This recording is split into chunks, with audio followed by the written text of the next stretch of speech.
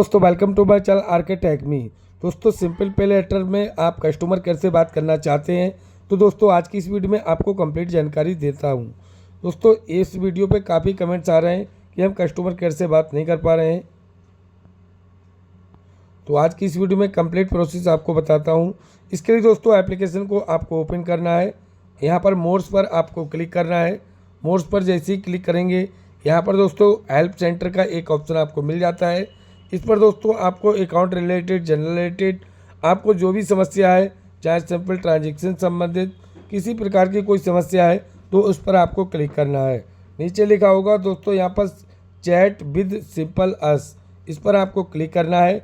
यहाँ से दोस्तों चैट करके आप यहाँ से अपनी प्रॉब्लम सॉल्व कर सकते हैं। तो इस प्रकार से दोस्तों आप कस्टमर केयर से चैट कर सकते हैं। आई होप आपको वीडियो काफ़ी पसंद आई होगी।